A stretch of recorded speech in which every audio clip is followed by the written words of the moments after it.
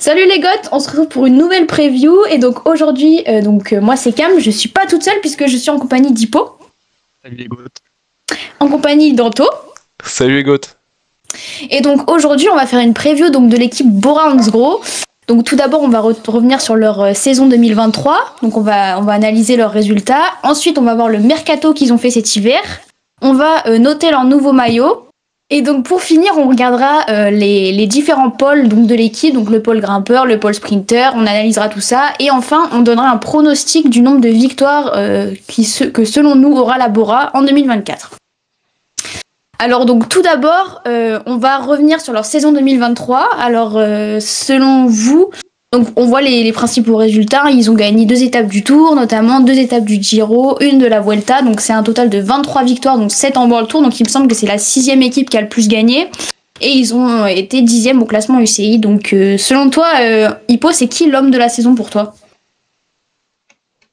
Je trouve qu'il y a plusieurs personnes qui se dégagent. Il y a Nico Dent avec son gros Giro, et même sur la Vuelta, il a été plutôt bon.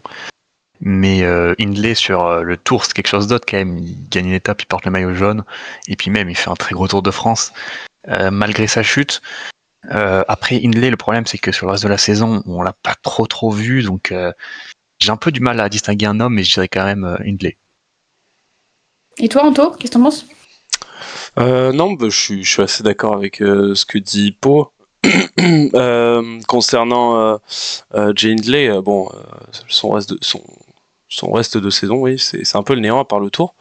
Mais sinon, il y a Kamna qui fait une grosse saison.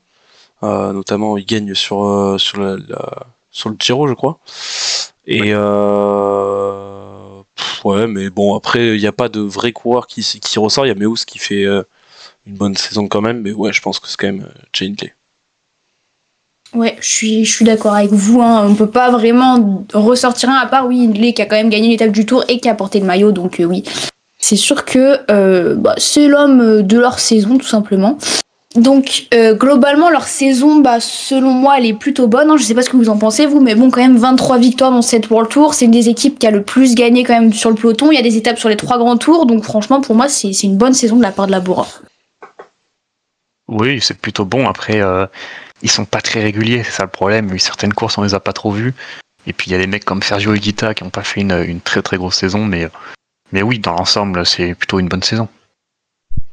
Ce qui est assez étonnant, c'est que ils sont quand même que 10e équipe au classement UCI, alors que oui, mais après c'est pas une donnée très très fiable. Oui, c'est-à-dire qu'une équipe comme la Groupama, par exemple, est devant la Bora, alors que je pense que Bora fait quand même une bien meilleure saison. Mais oui, non, t'as raison, ils ont pas été très réguliers. Et puis non, c'est une équipe qui a quelques leaders qui n'ont pas tellement bien performé cette saison, notamment Sam Bennett qui a pas fait une saison incroyable. En tout cas, c'est plus le sprinter que l'on connaissait chez Quick-Step. Bob Jungels qui est toujours un peu aux abonnés absents. Aussi, on peut penser quand même mine de rien à Alexander Vlasov qui fait pas une saison incroyable. Donc voilà, mais il y a un très très beau collectif quand même qui est toujours là pour 2024 et ils vont avoir une belle saison, je pense, en 2024. Mais c'est sûr que c'est quand même une bonne saison, je pense aussi pour la Bora. Justement, en parlant de 2024, est-ce que tu peux nous parler de leur nouvel effectif, Anto ? Déjà, il y a eu de gros départs chez Bora avec Sam Bennett qui est parti, on en avait parlé pour la prévue d'AG2R, chez AG2R justement. Patrick Conrad qui est parti chez Lidl Trek. Ça, c'est assez intéressant. Nils Politt qui est parti chez UAE, ça c'est quand même la grosse surprise. Il va beaucoup apporter à l'équipe UAE. Ido Schreling qui était plutôt pas mal, qui part chez Astana. Matteo Fabro qui part chez Polti Cometa. Chijn Utebrooks qui est vraiment le gros départ, qui a fait beaucoup parler, qui part chez chez Visma Lease Bike, pardon.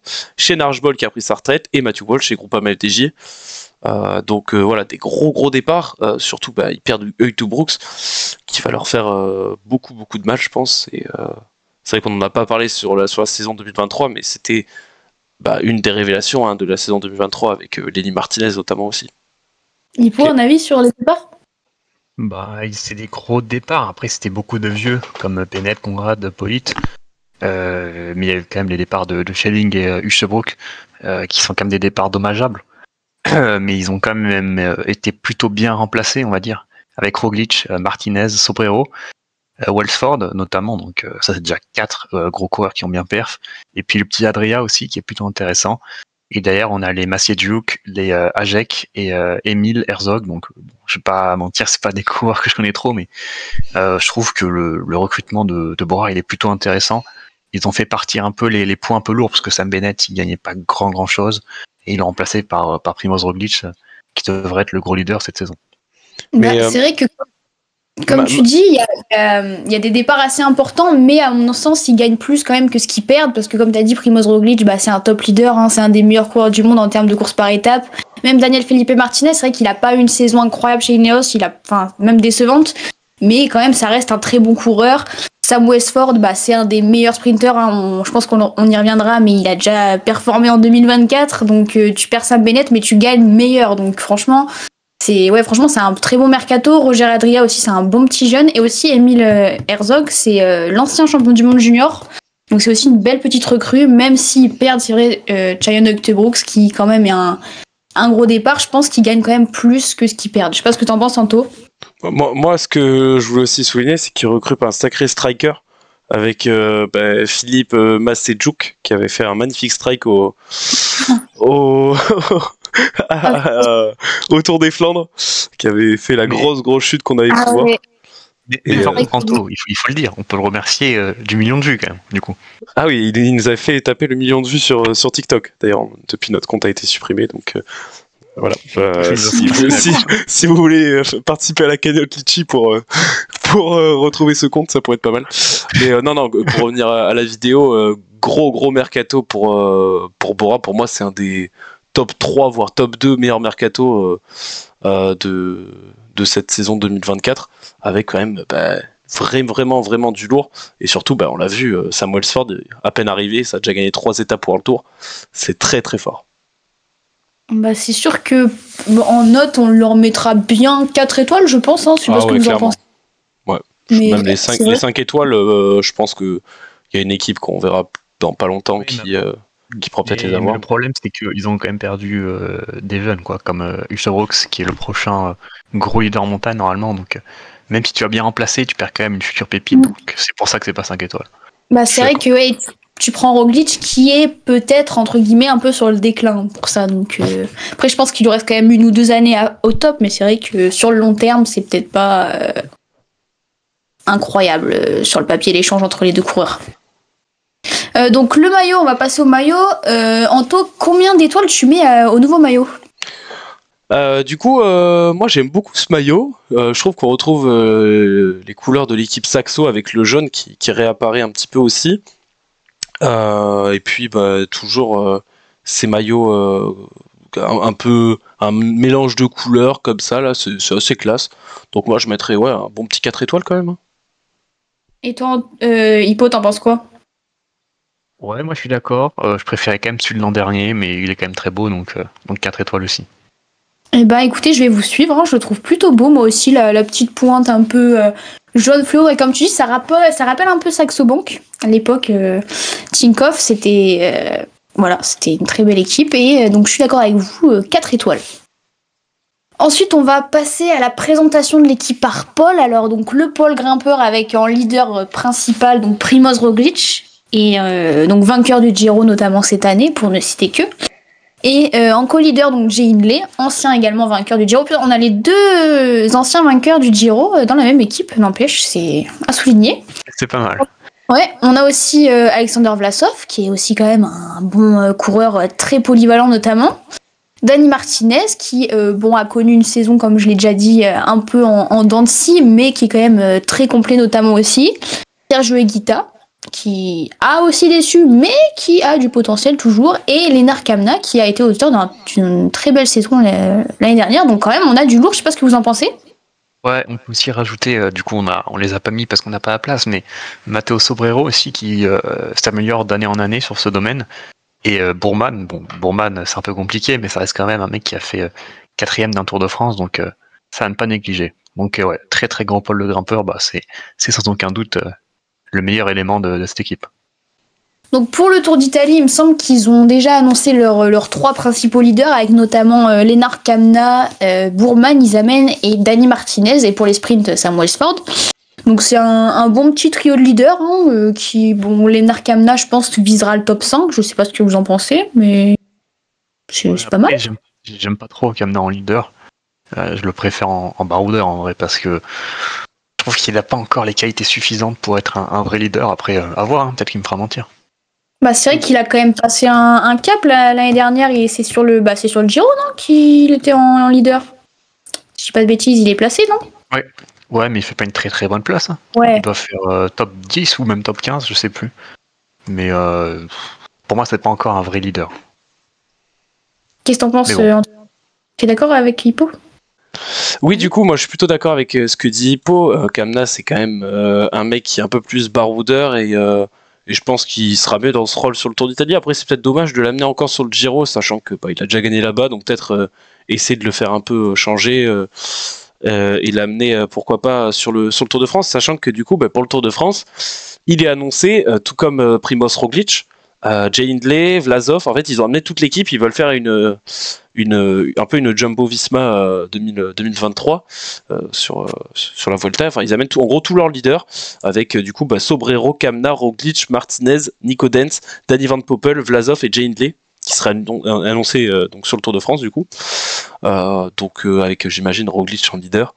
Donc c'est un peu incompréhensible ce surplus de leaders, sachant que les 2 gros leaders sont quand même Hindley et Roglic. C'est-à-dire que Vlasov va devoir faire un peu le toutou entre guillemets pour ces 2-là. Je sais pas ce que vous en pensez, mais moi je trouve ça un peu dommage. Ouais, c'est sûr que c'est un beau bazar, et en plus moi je comprends pas trop ce que fait Danny Van Poppel là. Genre est-ce qu'il va faire les sprints, mais est-ce que d'un Danny Van Poppel comme ça va pas faire grand chose, je pense. Enfin peut-être pour la plaine après, pour protéger Primoz, j'imagine. Mais ouais, je comprends pas trop c'est sûr que c'est des beaux noms sur le papier, ça fait rêver, mais c'est vrai que comme tu dis, est-ce que ça va pas enfin ouais, c'est quand même compliqué quoi, une situation comme ça. Vlasov, est-ce qu'il voudra vraiment, comme tu dis, faire le toutou de Roglic et Hindley? Est-ce que les 2 vont cohabiter? Ouais, bizarre. Je sais pas ce que t'en penses, Hippo. Moi, je trouve ça bizarre de ne pas en envoyer un sur le Giro, surtout, parce que, comme tu vois, tout ce qu'ils emmènent sur le Tour, je vois pas trop l'intérêt. Autant, comme tu as dit, envoyer un Hindley sur le Giro. Et en plus, on a vu avec Vlasov que c'était pas très bien passé sur la Vuelta avec Sian, donc bon. Après, peut-être que ça va leur réussir, hein. Peut-être qu'ils vont mettre un train de ouf dans la montagne et que ça va permettre à Roglic de gagner son Tour de France et qu'on fermera notre gueule, mais je trouve ça un peu bizarre quand même. Et justement, Roglic qui a le Tour, vous y croyez ou pas? Non. À mon avis, il va... Je pense qu'il sera un niveau en dessous encore ce qu'il était à Jumbo. Et il se battra pour la 3e place, à mon avis, au même niveau qu'Aremco Evenepoel, par exemple, mais il sera pas à la hauteur d'un Tadej Pogacar, et encore mieux, à mon avis, d'un Jonas Vingegaard. Ok. Et du coup, sur la Vuelta, je sais pas qui vous voyez, vous? Sur la Vuelta, j'imagine bien Roglic faire le doublé, comme tous les ans ou presque. Avec du coup peut-être Matteo Sobrero en lieutenant. Et puis on peut imaginer aussi un Sergio Higuita ou alors un Roger Adria aussi, qui est pas mauvais. Donc à voir un peu après le Tour d'Espagne. Rien qui est annoncé et on sait très bien que c'est un peu le tour où ça se décide un peu en fin de saison, voir un peu les états de forme, s'il y a eu des blessures ou quoi. Donc on verra à ce moment-là. Mais j'imagine bien Roglic quand même vouloir tenter le doublé. Bon, pour le pole sprinter, donc on a en leader bien évidemment Sam Westford, qu'on a déjà vu s'illustrer, comme tu l'as dit Anto, cette semaine, 3 victoires d'étape sur le Tour Down Under, en battant notamment Caleb Ewan, je sais plus qui c'est qu'il y avait exactement, Elia Viviani. Enfin oui, il y avait quand même une bonne petite start list, donc ça sera le principal sprinter, mais à côté de lui il y a aussi un Jordi Meus qui on a vu gagner cette année sur les Champs-Élysées notamment. On aura aussi pour le train un Nico Dens qui pourra amener, et en principal quand même poisson pilote, Danny Van Poppel, comme on l'a vu donc cette semaine au Tour Down Under, qui a fait un boulot juste incroyable pour Westford. On a aussi Ryan Mullen et Marco Haller, donc vraiment tout ça, je sais pas ce que vous en pensez, mais c'est quand même du beau monde quoi pour emmener Westford et Meus. Oui, c'est surtout Van Poppel qui est peut-être le meilleur poisson pilote du monde, donc il y a vraiment un train énorme, et c'est aussi un des secteurs que j'attends beaucoup. Voir aussi ce que donne Westford face aux vrais top sprinters comme Philipsen. Donc à voir. Mais c'est sûr que vu le train et vu qu'Em Walsford qui est pas n'importe qui, ça peut faire des dégâts. Ouais, bah t'as complètement tout dit, mais ils ont quand même deux vrais sprinters et c'est une des seules équipes dans le World Tour à avoir vraiment deux grosses têtes d'affiche. Enfin, je trouve pas d'autres équipes qui ont autant de cadors finalement dans le World Tour. Alpecin avec Philipsen et Caden Groves. Mais ouais, il n'y en a pas 60 000 non plus, quoi. Ouais, c'est vrai. Ouais, c'est vrai. Donc Sam Westford, il a été annoncé pour le Giro, si je dis pas de bêtises. Après, le Tour de France, comme tu l'as dit Anto, c'est Danny Van Poppel, il me semble. Mais je vois pas trop quel rôle. Enfin, je le vois pas jouer les étapes personnellement. Je sais pas ce que vous en pensez, mais. Ouais, non, je pense qu'il sera là pour protéger les leaders, à mon avis. S'il a des opportunités, il s'empêchera pas de gagner. Je pense que c'est le genre de poisson de pilote qui peut clairement aussi jouer sa carte. Comme on voyait à l'époque d'un Morkov qui pouvait lui aussi gagner les étapes tellement il était fort. Je pense que ça peut être aussi le cas de Danny Van Poppel. Mais voilà, non, franchement, c'est quand même un des meilleurs poissons pilotes du monde. Si c'est le meilleur, t'as raison, Hippo. Et donc, pour la Vuelta, donc ça sera plus Jordi Meus, a priori, je sais pas ce que... Ah oui, puisque vu qu'il fait une Giro et le Tour, on peut s'imaginer qu'il sera sur la Vuelta. Après, peut-être qu'on verra aussi un Walford sur la Vuelta. Encore une fois, on sait pas trop, mais on peut imaginer que ce sera comme ça, du coup. Ouais, c'est possible. Et à mon avis, il va rapporter quelques victoires précieuses. L'Australien, vu comment il est en forme sur le Tour Down Under. Et donc, la Bora, il me semble qu'ils sont sponsorisés maintenant par Red Bull. Est-ce que tu peux nous en dire plus, Anto ? Oui, c'est ce que les différents médias ont annoncé. Red Bull maintenant posséderait 51% des parts de la société, du coup, qui détient l'équipe Bora. Et autre chose importante, c'est que Red Bull est le sponsor de Wout van Aert et de Remco, et pas de Remco Evenepoel, mais du coup ça pourrait devenir très rapidement, même avant le Tour de France, l'équipe Red Bull Bora. Et donc ils souhaiteraient recruter Remco Evenepoel et Wout van Aert.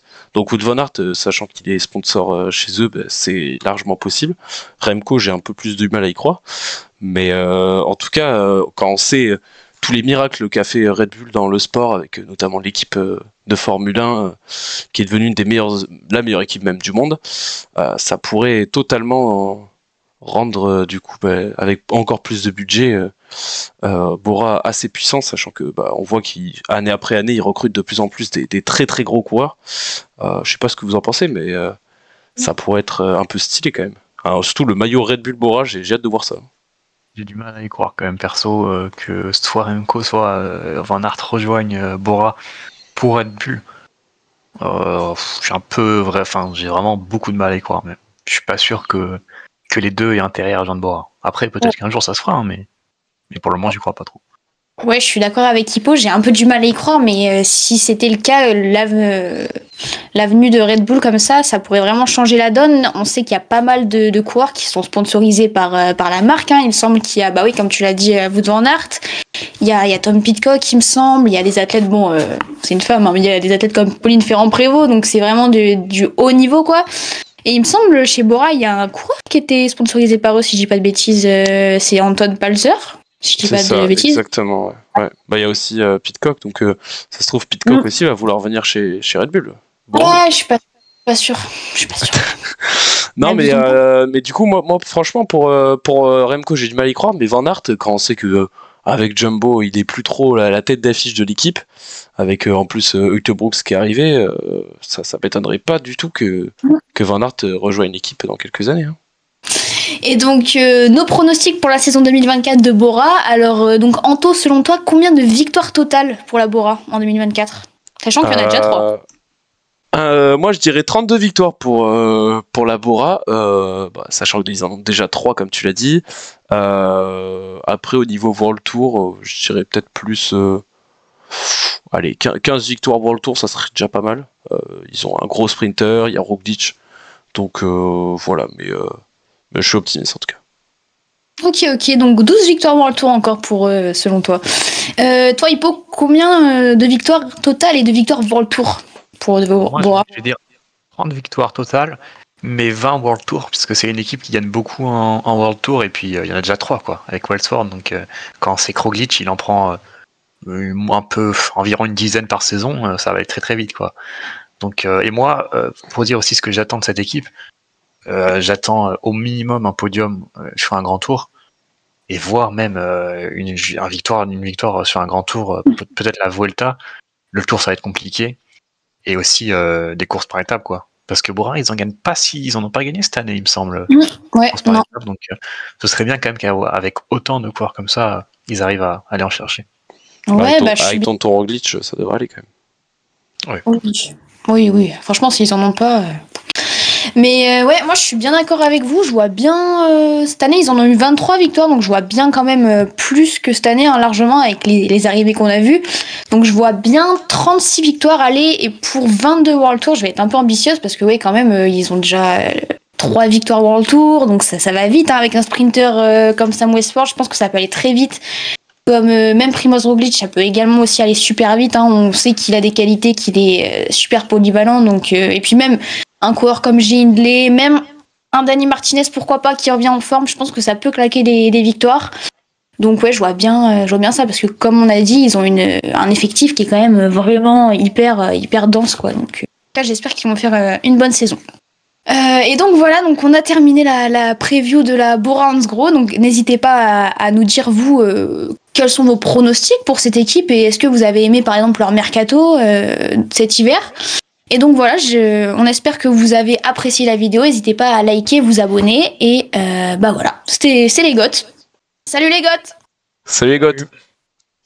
Salut.